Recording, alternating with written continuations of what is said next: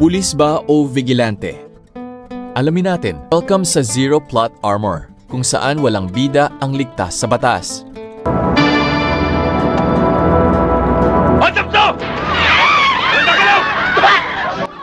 Unang eksena pa lang, na-hold up na agad ang isang boss.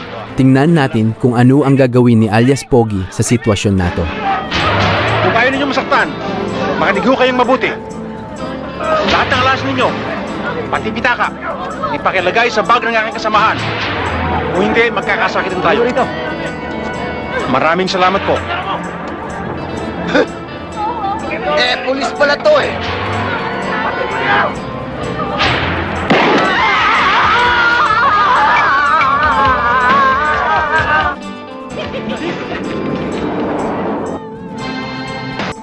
At para mapatigil ang bus, ang ginawa ni Pogi, binaril niya mismo ang bus. Oo, yung bus na may mga pasahero sa loob. Which is medyo questionable considering na may mga inosenteng pasahero sa loob.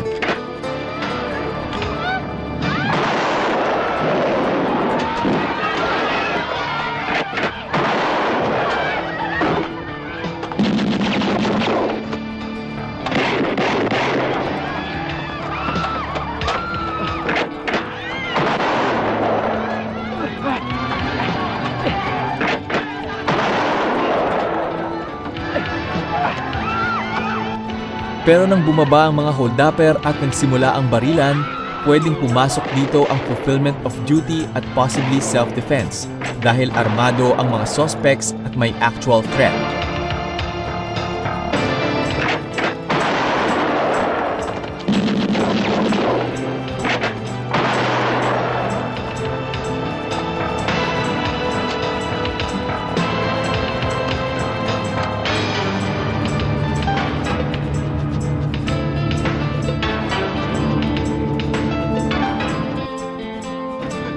Sino ka talagang demonyo ka? Ako si Pogi. Mamamatay ka na lang, gusto mo pa ako makilala. Anak ka ng teteng. Sa puntong ito medyo delikado si Pogi. Hindi na lumalaban, pero binaril pa rin. So, legal ba ang ginawa ni Pogi? Partly, since nahuli niya mismo ang mga holdupper habang ginagawa ang krimen, pwede niya silang arestuhin kahit walang warrant under Rule 113 Section 5 ng Rules of Court.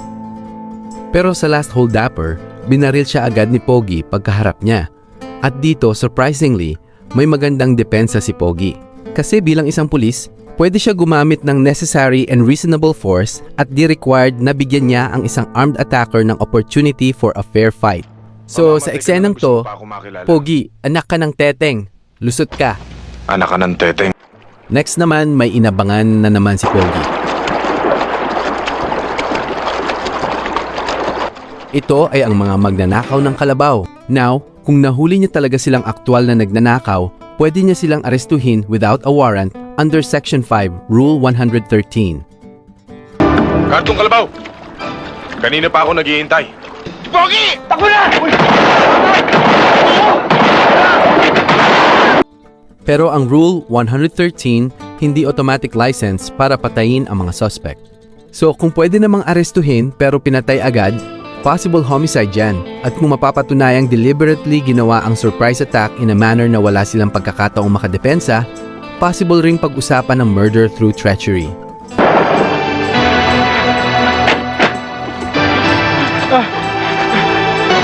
Pero wait, may survivor. Siya si Nardong Calabao. Legally, pwedeng habulin at arestuhin ni Pogi yung tumatakas na magnanakaw. Pero may limitation yan. Under Section 2 of Rule 113, bawal gumamit ng unnecessary force sa pag-aresto.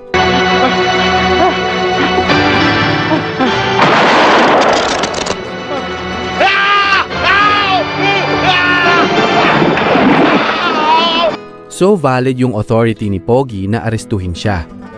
Pero yung paraan ng arrest, particularly yung pagpapakuryente, kailangan pa ring mapatunayan na necessary at reasonable. Kung tumatakbo lang siya at wala namang immediate danger, very questionable kung kailangan talaga ng ganung level of force. Bakit? Nawali mo ko!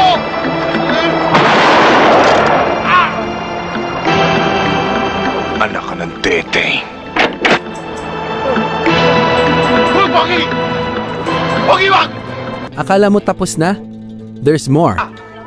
Ang taong nasa harapan nyo ngayon ay mangungumpisal sa inyo ng kanyang mortal na kasalanan sa atin. Opo! Inaamin ko sa inyo lahat! Ako nga nagnanakaw ng mga bakat kalabaw ninyo dito! Pero hindi na po mahuhulit yun! Maniwala kayo sa akin! Ngayong tapos ka na mangumpisal, mangungumunyong ka naman. Kabebe! Anong kuminyo na sinasabi mo? Ano ibig sabihin nun? Yung sako. Ha? Eto, Henry. Buksan mo.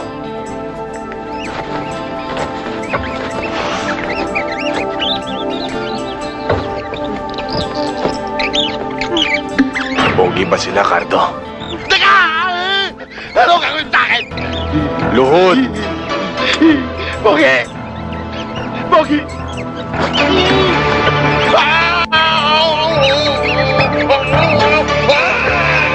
At this point, nasa custody na niya yung suspect. So kahit valid pa ang initial arrest, hindi na pwedeng siya rin ang mag-impose ng sarili niyang punishment. Sa Article 235 ng Revised Penal Code, bawal sa public officer na malupit o ilegal na parusahan ang taong nasa kanyang kustodiya. At yung pagpapakumpisal niya sa harap ng mga tao, dahil nasa kustodiya na siya ni Pogi, may karapatan na siyang manahimik at magkaroon ng abogado. Hindi rin siya pwedeng takutin o piliting umamin. Sa eksenang ito, hindi pwedeng si Pogi ang police, judge, at executioner. Kaya dito, Pogi, anak ka ng Teteng. Hindi ka nalusot. Anak ka ng Teteng. Next scene, medyo mabigat. Si Nene rape at pinatay. At nang malaman ito ni Pogi, hindi na siya naghintay ng investigasyon, warrant o trial. Nakita ko si Nene sa tabing ilog. Duguan ho siya. At puro pasa ang katawan. Hindi na ho siya humihinga. Nakita ko ho nung gahasain si Nene. Kitang-kita ko rin ho kung paano siya pinatay.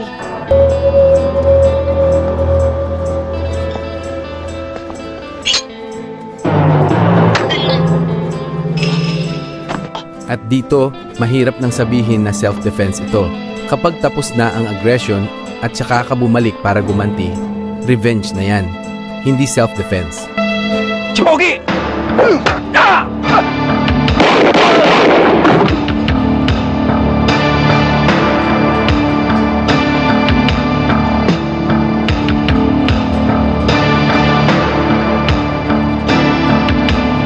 Sa ginawa ni Pogi sa grupo ni Dante, posibleng murder ang kaso. Bakit? Dahil hindi ito mukhang spur-of-the-moment killing. Pinuntahan niya talaga sila para gumanti at isa-isa niya silang pinatay. Kung mapapatunayang pinagplanuhan niya ito ng maaga at may sapat siyang oras para pag-isipan ang gagawin niya, pwedeng pumasok ang evident premeditation. Bata ka pa naman. Ang taong katulad mo, walang karapatang tumanda. Maawa ka, Mang Pogi! Maawa ka, Mang Pogi! Mang Pogi! Mang Pogi! Anak ka ng Teteng. At hindi pa doon natapos si Pogi. Pinugutan niya sila ng ulo at isinabit pa sa flagpole. Under Article 248, Paragraph 6, ang pag-outrage o pag-scoff sa bangkay ng biktima can qualify the killing to murder. Kaya dito, Pogi, anak ka ng Teteng. Hindi ka pulis dito. Vigilante ka na. Anak ka ng Teteng. Next, pinuntahan naman ni Henry si Stella at obviously, hindi siya welcome. Stella? Stella, magpapaliwanag lang ako. Ikaw hayop ka kung hindi kita napatay noon, sinisiguro ko sa'yo na luluwa yung bituka mo pag hindi ka lumayo sa pamamahay ko. E di gagawin ko na rin sa'yo dapat kong gawin. Dito, pwedeng sabihin na dinepensahan lang ni Henry ang sarili niya. Sira! Sira!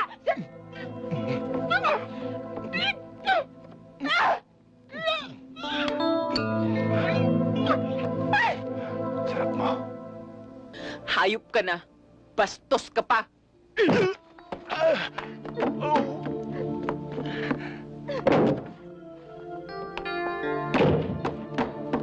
Pero pagkatapos nun, medyo nagiba na ang eksena.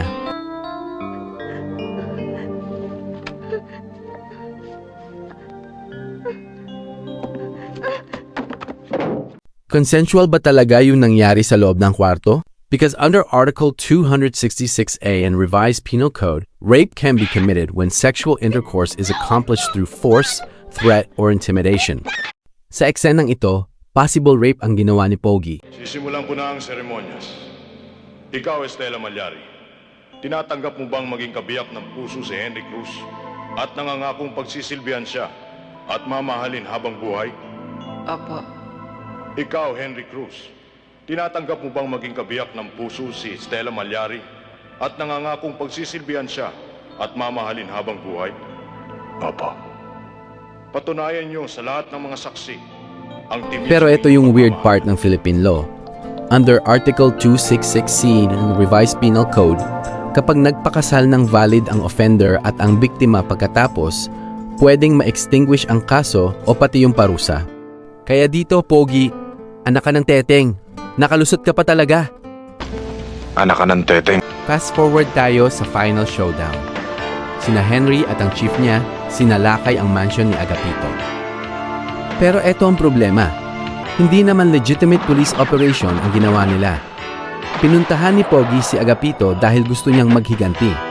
So mahirap gamitin dito ang fulfillment of duty. Hindi porke pulis ka, lahat ng ginagawa mo ay police operation. Now, nung gumanti na ng putok ang mga tauhan ni Agapito, pwede na magkaroon ng separate question of self-defense. Pero tandaan, sina Pogi mismo ang pumunta doon para umatake.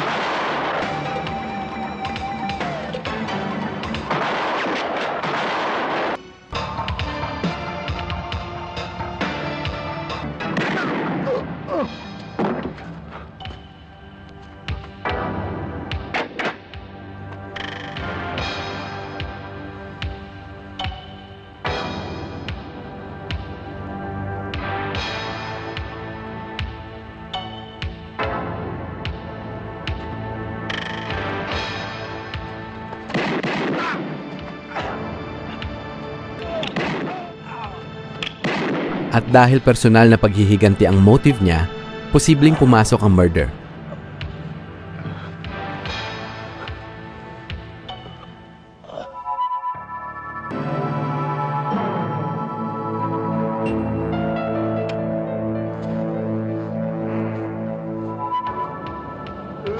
At mas lumala pa ng pinugutan niya ng ulo si Agapito. Under Article 248, ang pag-outrage o paglapastangan sa bangkay ng biktima can qualify the killing to murder. Laging tandaan, kahit ikaw ang bida, pag lumabag ka sa batas, may kaso ka. Anak ka ng teteng.